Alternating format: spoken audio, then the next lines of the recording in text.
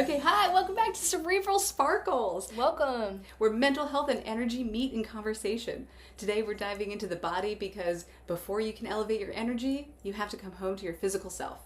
From breathwork to nervous system regulation, hydration to somatics, we're exploring how physical wellness is the foundation for mental clarity and energetic alignment.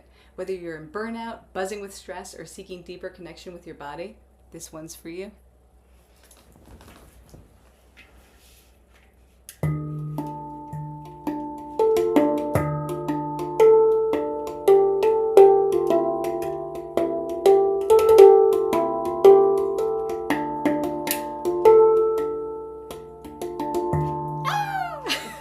Every time, I love it. It like makes my soul so happy. Thank you. Okay, so we always like to start our conversation with a little bit of honoring and reverence for the beauties that we are. Okay. Our angels. Our I know angels. I love this part. Good. And I want to start this time Okay. that I really want to honor you in your wisdom. You're and so I- sweet. and the type of wisdom that it is, that it's from this depth of truly wanting to understand not just who a person is, but how they think and how they grow and what is most conducive to their growth in it. Like, I realize you're so smart and you're so aware that you're seeing like 4 or 5 steps ahead and holding space for that process.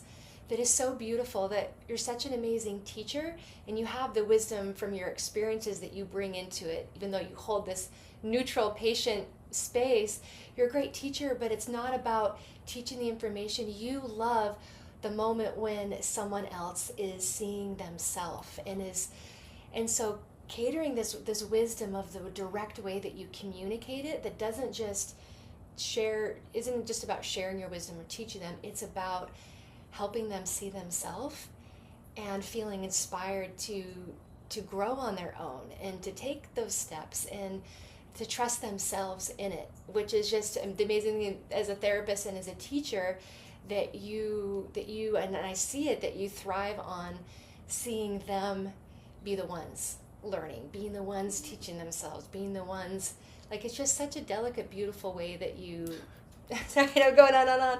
But I really mean it, because you've helped me grow in ways that have been so inspiring, of asking these questions and shifting perspective, looking at things a different way that really is so empowering for the other person. So I just love it, seeing you just light up these sparks in people and in their own empowerment. So it's wonderful to witness. Get yourself a friend like Jody. My God, I feel so seen. And that's so beautiful. I don't even have words to say thank you. Thank My you. God. I could spend the whole podcast My talking God. about it, but Oh my God. we'll have more opportunities, right? My heart is so full right now. Okay, let me gather my being. Thank you, Jody. Oh, you're welcome. From the depths of my heart. I appreciate you. Okay, so Jody. Okay, so you are one of the most amazing people, as like inside and out, that I have met. It's like you're energetically attuned to all the things that are unseen, but it's also the depth of vibration that people carry. So, we could call it potential, but it's also just like you see people in the way that nourishes their soul, but that is highly accurate, and that is just, there's nothing like your eyes and how they see the unseen, but then bring it into the physical. So that alone, and then you are so good at many things.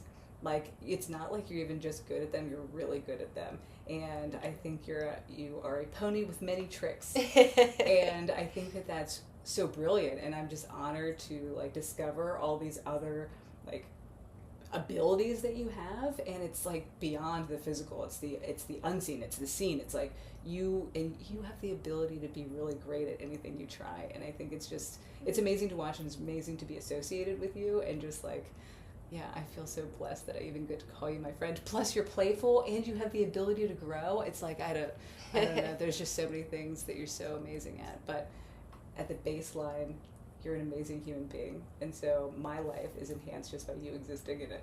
Thank you. Oh my God. You guys. Oh. I love you. And I love you. I love this. And that feels so good to hear that these are some values, the values that I hold are seen. And it's so wonderful to witness each other. And we all need more of this. We need, right? like, imagine, back. Yeah, imagine like if you just, every time you saw your friends, you just told them the beauty that they are. Imagine like, oh, the world would be a better place, I feel. Yeah. We're all deep down wanting to be seen. That's seen, heard, and valued. That's it. That's it. So, well, welcome to some physical wellness and some energy conversation, right? Okay, so like let's start off. Like, so why don't you begin and kind of brief us on like what has your physical wellness journey been? Like what kind of what vibes have you been? Oh, that's a great question. I'm so passionate about this topic because it's been a big theme of my life. And when we think of physical wellness, usually we're thinking about fitness and food and rest, which are all really important. And yet I feel like we really need to put an energetic lens to it because, physically our bodies are more than a machine. We are a vibrating intelligence. And when our energy is aligned, then everything flows better, everything functions better, that all of our cells, our organs, everything is vibrating at a certain frequency. And if something is preventing that connection from happening, then the body can't communicate, it can't repair, it can't heal, and that's when problems show up. So it's more about what we eat, because if our body isn't energetically aligned, we might not even be benefiting from the nutrition that we're taking in, from the fitness that we're doing. And so that's kind of my story is I thought I was super healthy because I was doing the healthy things. Check. I was running myself ragged, but I was exercising. I was a personal trainer and a fitness instructor, and I was eating healthy, but I was running on adrenaline and stress, and that was allowing me to bypass my own emotions. When you're in adrenaline, you're running in this stress system, you're not feeling your emotions. You're not feeling the pains and discomforts in your body. Your body's not communicating that with you. It's just trying to survive and get through the day. And this is also something to note. I think you're hitting something, and when I hear it from a mental health lens, it's whenever I'm stressed out, I'm like, oh, I'll go for a run, and because it's I'm like, oh, I can just run forever because I'm stressed out. But what I realize that I'm actually doing is I'm actually disassociating from my body. And so I'm trying to have my body keep up with my mind. And that's actually the opposite of what you should be doing. You should be slowing down your mind to be able to communicate with your body. Right, that this system of our nervous system is designed for survival. It's designed for moments of a threat, that a stress thinks it's a life or death situation. It's not thinking about maintaining all the systems in the body over long term. It's not thinking about your long-term goals, your emotions, your any collateral damage. It's just about survival. So it is easy in our mind to be able to overexert ourselves in that situation. And as Robin was saying, after that, our bodies need us to go back to a relaxed state so then it can process, then it can repair, then it can rest. And yet we can, like I became accustomed to, is stay in what they call sympathetic dominance, where you're in that high stress state all the time. And if you're not taking the time to relax, then the body isn't healing, it isn't repairing, and you're disconnected. Like you said, you're disconnected from your body, so I had no idea what was really going on underneath the surface, and all this energy is being diverted. And we'll talk about this a little bit, what happens when we're in stress and why the body isn't able to communicate. But all that energy is going to your extremities, and it's running off of your mind so that we can run fast and do things. And I felt like a superhuman because I could do all these fitness things and go all day long, but I wasn't recognizing and feeling my body's signals to recognize the toll, and I hit a wall. And right when I thought I was at my healthiest, and actually ran a 5K with my boy on my shoulders. I'm like, I'm so strong. And then it was actually a time when we had the campfire, and there were so many toxins in the air, which is also, stressors on our physical body experiences, physical stress, chemical, emotional, mental, all of these stressors play a role and impact us physically, that my body just shut down completely. And pretty much, I mean, almost overnight, I was incapacitated. I went from being this, high functioning fitness instructor, sales, sales rep, running, taking care of my boys, to, bedridden. My heart would actually, I would pass out if with any level of exertion. I was having trouble communicating. There were so many different symptoms in there, and they call it an autoimmune condition. And there were a lot of different labels and diagnoses that were a part of that I was told would be a part of my life, that I wouldn't be able to exercise again. And having spent your life doing the healthy things, it was really a shock to me. But what it really was my body getting maxed because it was stressed and it hit its limit. And so learning there is this whole other side, and it's been a journey, because it hasn't been medication or surgical intervention that's helped me recover. It has been learning the other side of physical wellness, which is slowing down, relaxing your nervous system, resting, paying attention to your body's signals, allowing it to repair, and finding a balance between these two systems, that through energy work, through Reiki, through sound, through yoga, Qigong, not only have I been cured of these conditions, but I'm feeling even better, because now, we'll talk about in this, when we listen to our body and the intelligence, this vibrational intelligence of our body, it knows far better than we do, and that we can, it's what it gives us is so much more sustainable, that we don't have to survive and run on adrenaline and push ourselves beyond our limits. There's a way we can be in balance, and that supports all of our other areas of health too. Wow, your journey is... Wow. And I mean, so many of us are suffering, like physically, right? From ailments. And I think we should talk about the mind-body connection, and let's also be kind of frank too, that there's a lot of damage that you can do to your body that is unseen because it's internal. And then when it gets to a certain point, it will manifest on the outside. And so, there's, you could be eating processed food continuously. Like, is that going to show up immediately? No, but you might get, you might have other ailments that are all of a sudden going to pop up. I know that when I used to party a lot, and I noticed, like, you can't see if you're like partying all the time, like maybe your skin. For me, oh my God, I developed adult acne.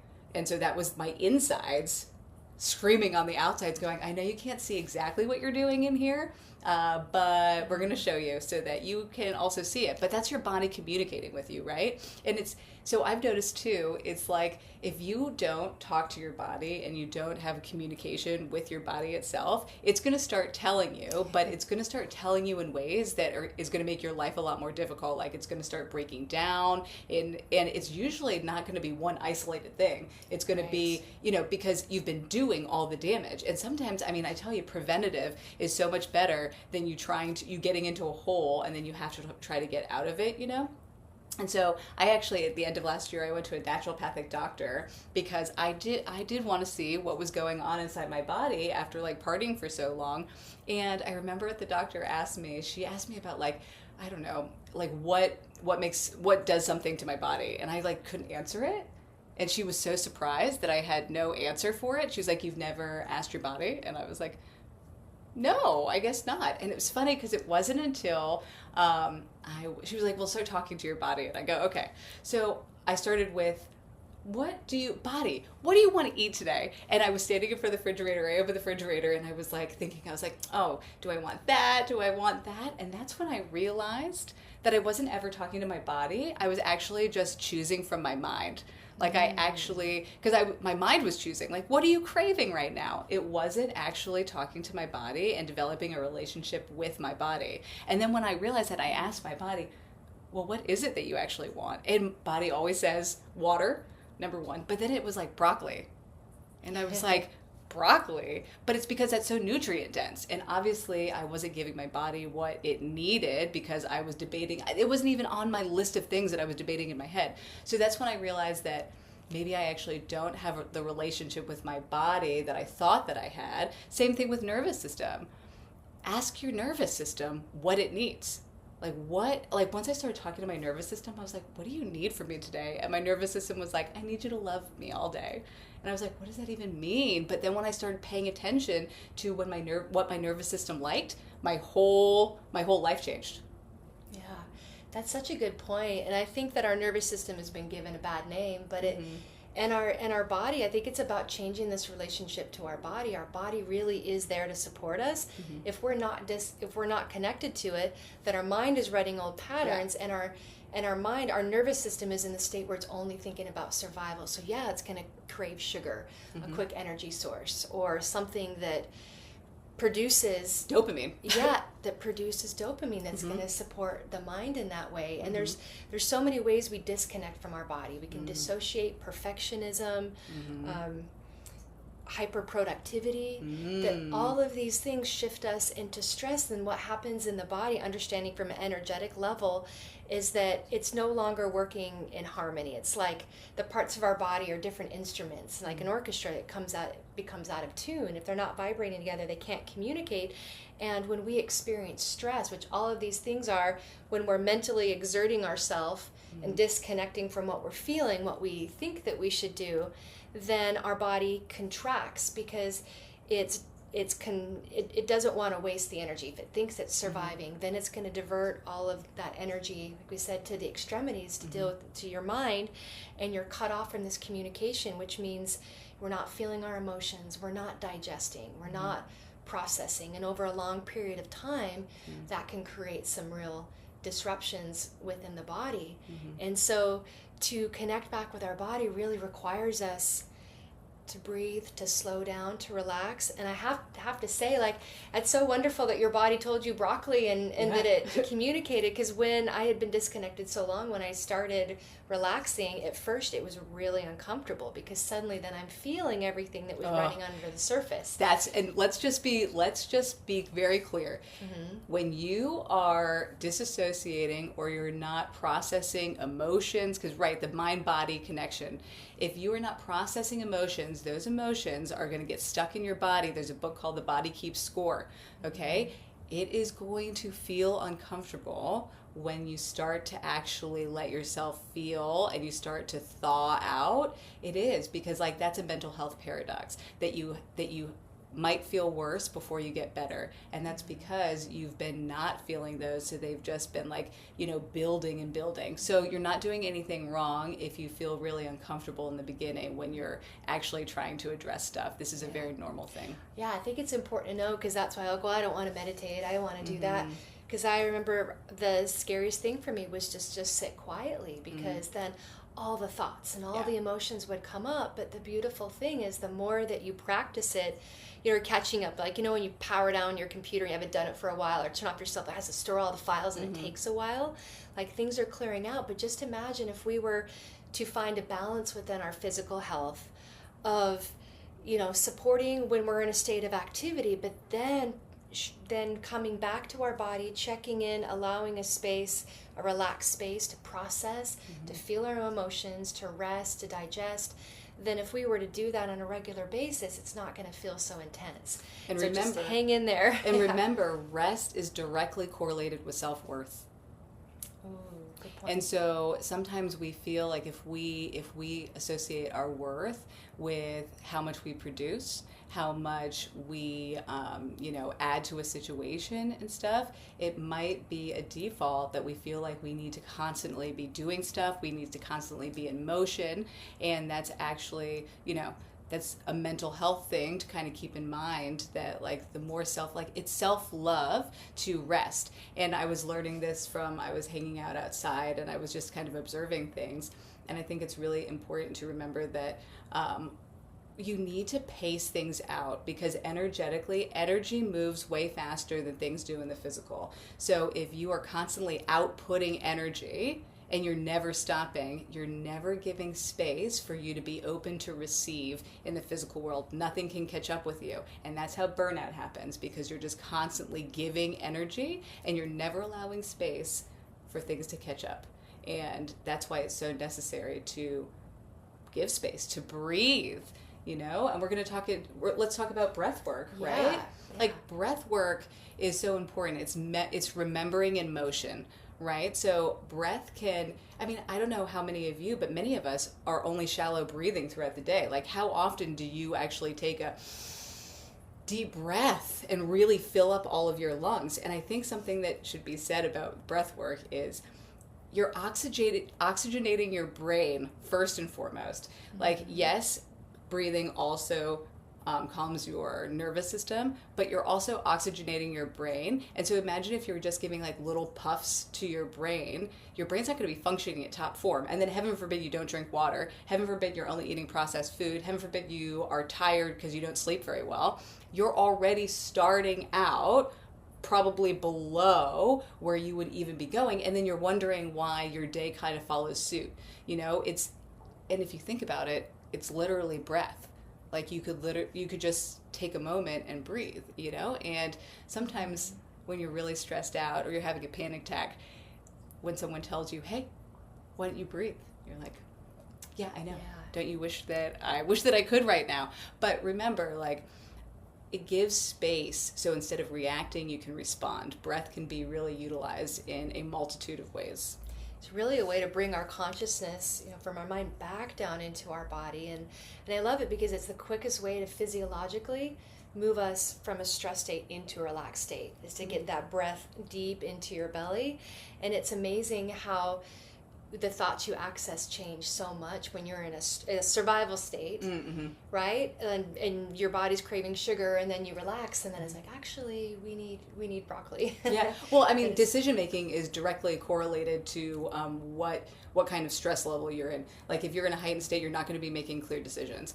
So that's another reason why breathing can really help, because you don't want to react, because you get triggered, you react, and then that's usually when you have to apologize at some point. Well, and you're only accessing because you're contracted. Like we talked about, when you're in stress, the body contracts, so we're not receiving any of the information that is an energetic system. We're pulling in information in our field all around that flows through the body. We talked about this in our last episode, and then up into the mind. And when we're in stress, we're disconnected. We're only accessing old stored files, old programming and thoughts from a place where the body thinks, hey, we're in life or death. This is about survival, and that's all it has the capacity to consider. So that's where we're making those decisions. It's amazing that if you take a moment to step back from a stressful situation or a trigger and breathe, that suddenly your view expands, and then you can hear the other person's perspective. Then you can take in more sensory information, and it's more data. And I think that's like changing the way that I look at what I feel in the body, that we've been trained to avoid discomfort. And, healthy is being able to just keep run going. Strong. Keep going. And it's how you feel, and feeling good all the time. And yet that's not realistic, that we have these ebbs and flows and processing, and we're experiencing, emotions and pain. That's all signals from the body to give us this feedback. And if we look at it as information, as data from the body, then we can do something about it. Everything's data. Everything's data, because those emotions are impacting us somewhere. Those thoughts are impacting us somewhere. And if we don't address it in the moment, if we're still running on stress and those things get pushed aside, kind of how I learned of, okay, mind over matter, and you're going to think positive and just, keep running, we put it aside, then it moves into the subconscious. And then we're not connected to it. We might not even know that it's there. It goes on to autopilot, subconscious. That's why people, I don't know if you know this, but the reason why people do affirmations, it's not to just like, oh, say you're great, like do your day. It's so that you're actually reprogramming your subconscious, because you're going to go on autopilot, and it's really hard for you to pay attention to things that are on autopilot. So you're replacing that thought with something new that's positive. But I have to say, when you were talking about so this is a matrix hack. This is something that I figured out and is directly correlated with your nervous system and cutting yourself off. So when you go into survival mode, what you do is, like you said, you contract. And that is the opposite of how you manifest something different for yourself. Because if you're contracting and you're cutting off your channel, then you won't be able to receive and bring in the things that you want. That's why your nervous system, and let this be the thing that if you take anything from what I say during this entire time, it's your nervous system is the most important relationship that you can develop with your body, because your nervous system is the key to everything. Because if you are dysregulated, you're easier to control. And so when your nervous system is regulated, that means that you can still open and use your channel and be open to receiving. So if you're in financial stress and you contract, you're probably going to and you start going into panic mode, you're cutting off your supply of miracles to happen to you, essentially. When you're only running what's in the surface, and that can't release either. You're stuck holding on to exactly what you don't want to experience. Kind of changes the way we look at protection too, that it's actually safer to be open and allow things to flow, because then what's not you, what's not meant for you, can move out.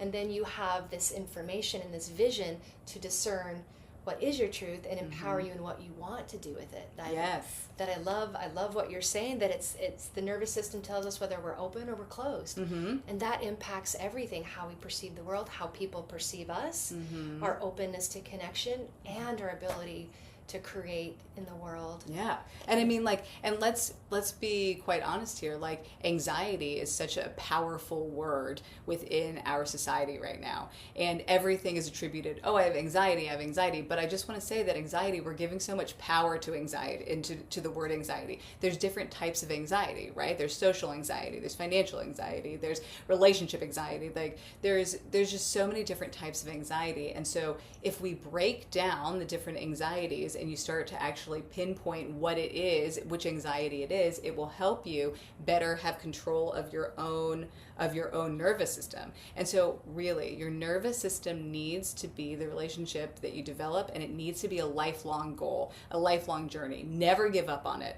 because again, the more dysregulated you are, and we live in a society where dysregulation is the norm.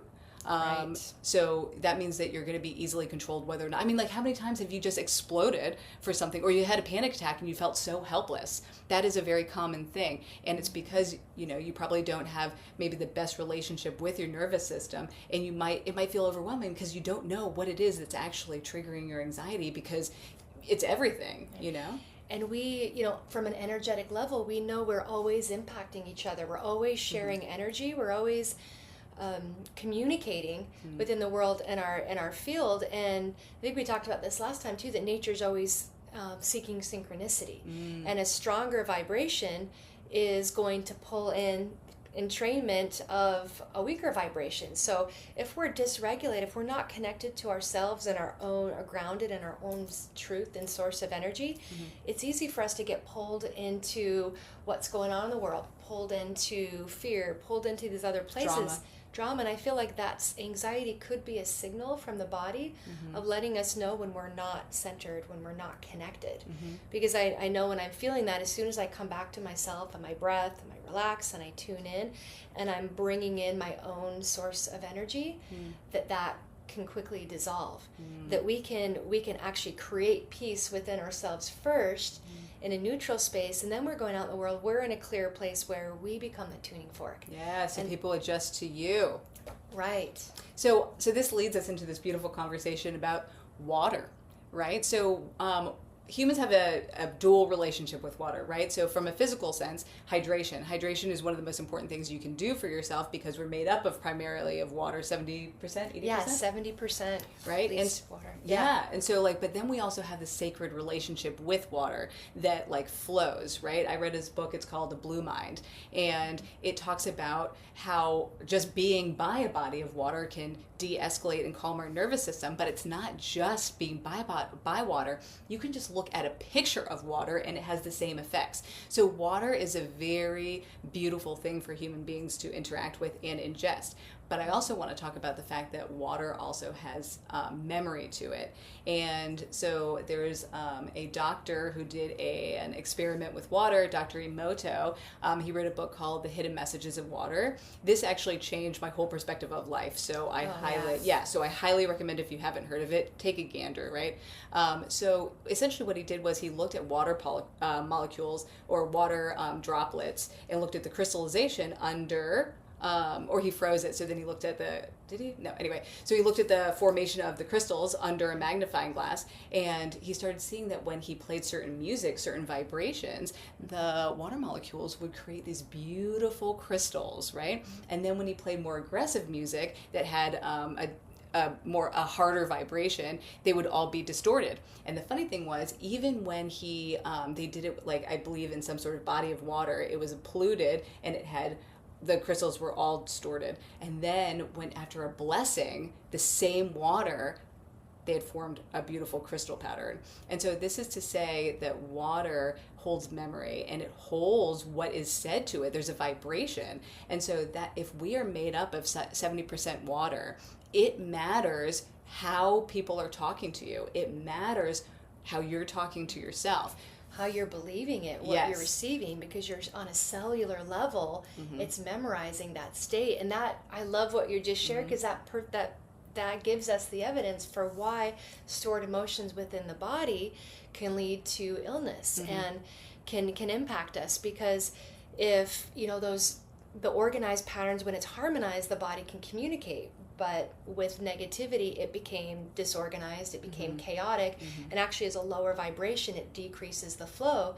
So those parts of the body aren't able to come together to communicate. So you can just imagine the impact of that. Yeah, so it really does. Health, yeah. It really does matter who. And it's funny because I joke, but I will look at someone and go, "You're changing my molecules," and so, and I won't hang out with that person. Like if you aren't like talking nice and you're adding to making my water molecules crystallized, then you're doing more harm. And sometimes, again, physically, we aren't really, if we don't see it, sometimes we don't believe that it's actually harmful. So that's something to keep in mind energetically. Like it will manifest in your body somehow. And something interesting in therapeutic spaces, many older adults, especially in the past generations, didn't really grow up talking about emotions. So when they are in therapy, they have a tendency to actually talk about pains in their body, like, their shoulders, their back. And it's because that's actually expressing their emotions because they hold it in their body. Yeah, it's so interesting that in fitness we talk about their fascial layer, the myofascia, and that it is actually this network that communicates, that is wrapped around every organ, every muscle, every bone, and it's a water system, and that when that a lot of pain and fatigue happens when that becomes dry and it becomes contracted. And maybe we talked about this before, but in a low vibrational state or a low emotional state, it actually vibrates lower, that actually causes DNA cells to contract. And I think that's kind of correlates with Dr. Emoto's study, that contraction that's happening is actually the water that has becoming chaotic and drying up, and then it creates in our fascia this holding pattern. So then that part of the body can't be accessed, it can't communicate, and then that's a lot of our pain, our tension, our fatigue is really just a signal from the body of these holding patterns that have become constricted and contracted. Fascinating. It is fascinating, and it's amazing how when if you've heard of myofascial release, when they do that, there's often an emotional release with it. Then when they're getting into these areas that have been contracted and can release it, that it's actually emotions that are in there, and you have a low vibrational emotion, especially if it's one that you're avoiding and you're not connecting to, or something that someone else has imprinted, is going to be in contradiction to other parts of the body. And when you have, like I talked about, different instruments that are tuned differently, can't harmonize, they can't play together, they can't connect, which makes it difficult to heal. And so I'm so glad that you're talking about this, because I definitely know that this isn't necessarily common knowledge, but I'm sure that we've seen that wording in places like repeated myofascia. Yeah, our myofascial system. Which impacts our entire body. And so many times, you have pains in your back, but it could be due to a constriction, since it's all connected. Constriction somewhere else in the body, a tightness. And so, with different healing modalities and with acupuncture, understanding the meridians of the body, that often to treat one area, you're going to a different area, which is why it is so beneficial if we can allow our body, our nervous system to relax and allow energetic flow, then it's going to be able to reach these places. Well, and this is also, okay, so I have to say, just remember that there's, we live obviously in the Western world, so we go to Western hospitals and things, but there is a whole other part of the world that does not do physical wellness in the same way. So just know that there are multiple ways to figure out what's going on in your body, and many of those places have been civilizations on the planet for far longer than the Western world has been doing their thing. So just keep that in mind. Right. Most of these cultures honor the energetic system, that our body isn't just biochemical. It's energetic, it's electrical, it's vibrational, and it works systemically as a whole, that all these parts of the body interact with each other. And when relaxed, the body is determining with its own intelligence exactly how much energy is needed for this functional process, for this process, that it can gauge that. And that's why sometimes it doesn't feel as exciting when you're running on adrenaline, because you have this extra energy, because the body is conserving and consolidating and distributing in a way that supports our entire health, our entire well-being. You have to consider that if multiple people have the same condition and they take the same medication, how come they don't get the same response? How come there's so much variability? Variance within that.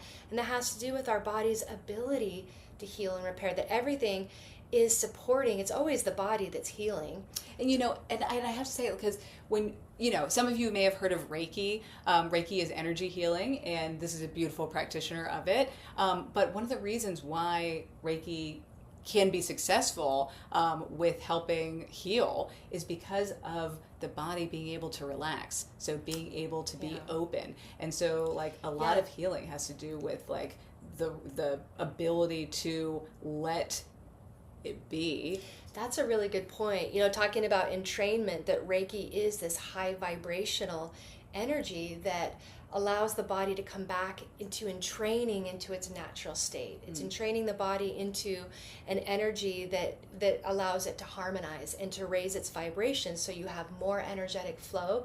There's more connection, and those parts that are in dissonance, then those parts can release and integrate, so it actually assists the body in communicating at a higher level in a better way. And if we create the right environment, and that's what these other cultures know, and I know it can't be easily patented and monetized by Western medicine and data, tested, because like some of this is not necessarily within the same science backed information that we know and love and only prescribe to. It can't be profitable for people to know that they can heal themselves, and that's what I discovered with my own body, that with physical wellness, if we can communicate with our body and support it, it will heal. That physical wellness isn't just what we do, it's how energy flows through us. And if we're aligned and we're balanced, then our vitality goes up, we're raising our vibration.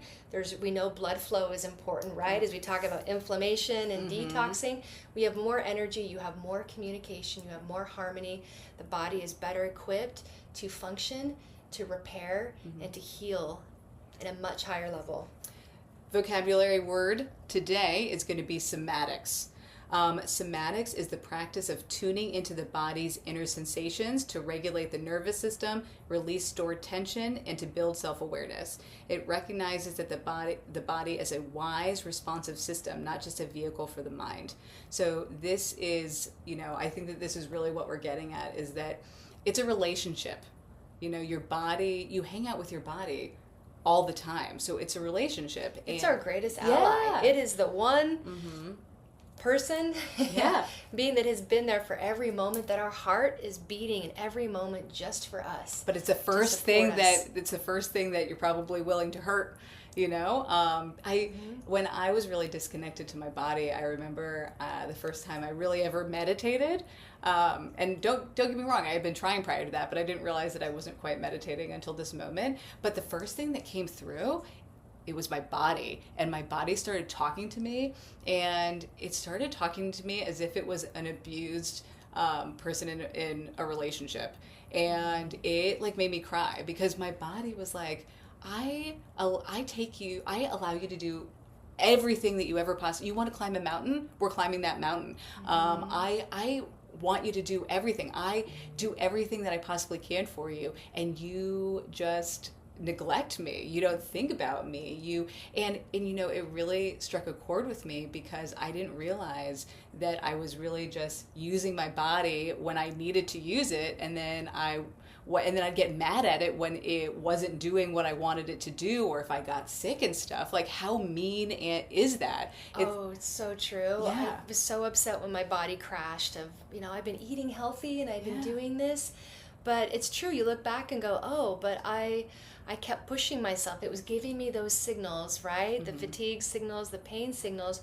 And we think that we need to meet other people's expectation, coming back to self-worth, that, okay, this is more valuable than taking care of the vessel that we have that really supports us. And when you don't have the energy, you don't have the energy. Yeah. If you hit empty, you're going to be exhausted. And so you pull on those reserves long enough that it's so true that our body does everything it can to listen, to take our lead in it. And then when you do sit back and listen, you realize that what it wants you to do, as much as you don't want to, is what is going to support us the rest of the time in a better way anyway. Well, that's exactly. Yeah. Well, I mean, that's exactly what the body does. The body, like, when you rest, you're actually allowing yourself to show up stronger and better in the future. Like, rest is not a negative thing. We are very much programmed to be like, this is such a negative thing. Yeah, I used to think that I could only get things done if I amped up my energy. Like, oh, I've got to have this high energy and this adrenaline, a certain amount of stress to accomplish things. And it was a big adjustment to do things from a calm place and realize, oh, actually when I'm calm, I can see more. I can see possibilities, and I've become more efficient and more aware at what I'm doing, and it's more sustainable. That as uncomfortable as that adjustment might be, to not have the heightened senses, that there is a better way to live, and that being in partnership with our body, it's considering everything, and over the long term we can feel far better if we listen to those little aches and pains and things as we go along. Acknowledge it, that they're real, and that, like, you know, because many of us, we might feel that we're coming down with something. We might have, like, you know, our hip might hurt, but then we go, oh, that's fine, I'm still going to go to work, like, I can still function and stuff. But then it turns into something later on. And I will say something to keep in mind: if some of us work with our bodies, whether or not it's construction or just things that you need your body as a resource, it is imperative that you pay attention to how you're communicating with your body. Like, are you paying attention? Is it talking to you? Because what you don't want to have happen is later on down the road, the way in which you make money is completely taken out because of things that you could have, you know, acknowledged or preventively tried to take care of earlier. Oh, that's so true. All those commissions I made from sales, running myself ragged on the road and seeing as many clients as I can, all went to paying for, the recovery process later. It's so true. And the quality of life, to be able to be calm and to enjoy, to be present, to be aware of others in a balanced way, is so worth it. And to know that that's possible, and to know what we value, because we've been taught to value these external things, and yet finding this happiness or fulfillment we seek. It's amazing how good you can feel when you do listen to your body and you're relaxed and things move out and you're clear. There's that we can actually access exactly what we want. It's not something that we have to strive for. Yeah. Like we've believed that there's joy to us. Yeah, there's joy coming from our body. Yeah, especially like when it listens. When it can tell that you're listening, it's so excited. Like, I didn't even know my nervous system had opinions until I stopped, slowed down, and listened. And I was like, oh, you know exactly what you want. Like, it all started with making my bed. Grounding. You know, we talk about, whenever you hear the word grounding, it's essentially, I mean, I view it as interacting with anything that is naturally made, essentially, right?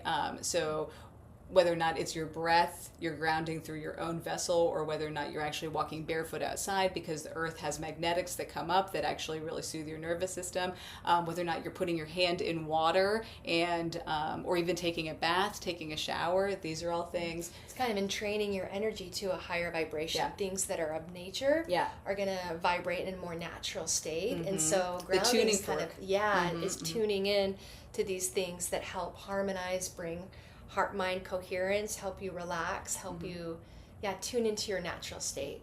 So before we leave, I do have a question for you. Jody, what would you recommend for people if they want to move stuck energy to out of their body, or they want to start moving things? How would you recommend that they could do? Oh, that's such a great question. Speaking of somatic work, I think, number one, being able to feel your body, to sense your body, grounding, and then breath. We talked about earlier, breathing. I like central channel breathing, and the idea is that you're consciously visualizing that breath coming down through the top of your head, making its way down, kind of down the spine. So down your throat, into your chest. And I like to kind of squeeze each of those areas so that you're feeling that breath travel down, because we want to get into our body. And then imagine that breath as you exhale going down your feet into the earth. So you're setting this pattern of that energy moving down. And then... Wait, let me just say, for breath work, I do want to note something, that sometimes people are like, oh, breath doesn't work for me or whatnot because you're in a heightened situation. There are so many different types of ways to breathe. And I just want to give some ancient wisdom. Back in the day, they would use specific sequences of breath to get your body into a certain regulated state. So like some of these things that you can look into, there's such a thing called a solar breath, where you're connecting with the sun and you're visualizing the sun expanding within you. So it's energizing and warming. The triadic breath, which is a three-part breath, is inhale, hold, and exhale. And this balances the nervous system and centers awareness in the heart space. And then like the root breath, which is very similar to what you were just describing, where you're pushing your energy down, you're focusing your breath downward, and you're visualizing grounding the energy. So you're stabilizing, you're calming. So just kind of keep in mind that there's different motivations and different sequences that can get you to achieve the different states of being that you would like to be in. I like that. And I think that's kind of making me think that really, if you could boil it down or summarize it, is that we have this energy tank, and we need to kind of monitor our energy output and our input, right, to stay in balance. And so what we're doing with breath work, and there's other ways you can do it, other things you can do. I mean, movement, sound, like vocalizing, yoga, qigong are great, because all of these practices are about taking our awareness from what's outside of us, because wherever your energy, wherever your thought goes, your energy flows, right? So when we're out here and we're thinking about activity and about other people, and we're processing in our mind, our energy is going out here. So all of this is about bringing our energetic awareness inside, that when we're directing our focus inward, energy is coming inward to recharge us. And so breath work is going to make you aware, wherever you're directing that breath, you're thinking internally about moving that energy. Yoga, you're moving into postures that are stretching, that are bringing awareness, that can help release tension and allow things to move in the body. Qigong is a really energetic practice too, and it's a moving meditation. And meditation, we know that that's great, and sometimes that's challenging. So it's nice to have some of these other methods that give our mind an activity to focus internally. And as we focus internally, we give our body the energetic support, just like we give everybody else our energy. If we were to give our body the energy, then it knows exactly what to do with it, and it can release, it can process, it can heal, it can balance, it can store, and it can support us when we return to activity. That's so wise. There's so many. And I mean, we could talk about physical wellness and energy, but you see that it's all intertwined. And so your nervous system is one of the most important things, because it allows for flow to happen, meditation, grounding. Again, I just wanted to say too, meditation, if you can't do the silence or the lack of thoughts, you can always do guided meditations, which gives your brain something to think about as it's doing. Like, don't just get limited with, oh, I had a bad experience, that particular one didn't work for me. There are so many different ways to breathe. There's so many different ways to meditate, and just make it your own too. Like, you don't have to, just because you read it in a book doesn't mean that you have to do it exactly that. Like, you might like a part of it and adjust it and make it your own. Yeah, I have a busy mind, so it helps to give my mind a job and a focus. And even when that's challenging, sound healing is great, because talk about this. This is a little angel with sound healing. Those vibrations naturally entrain the brain with the heart and bring you down to a relaxed state. It naturally draws you into a more natural state because the different sounds are vibrating, and there's different, we could go deep into that, but having these natural sounds, sound bowls work with the water system, energy system within the body to bring it into harmony. When it's in harmony, it can release.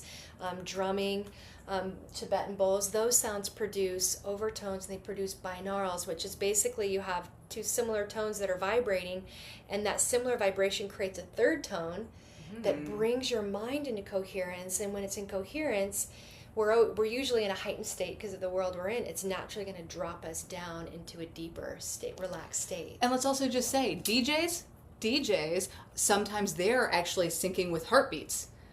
So a lot of music, it's the vibration and the certain things that it's hitting. So don't knock it till you rocked it. If the body's synced up, the body's harmonized, the body can communicate. And if the body can communicate, it has a relaxed environment where it feels safe.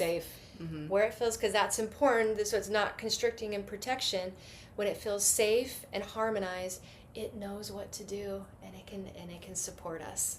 So, and with that, thank you for tuning into Cerebral Sparkles, where we reconnect the mind, body, and energy fields one conversation at a time. So until next time, stay grounded, stay curious, and don't forget to breathe. Thank you. Bye. See you next time.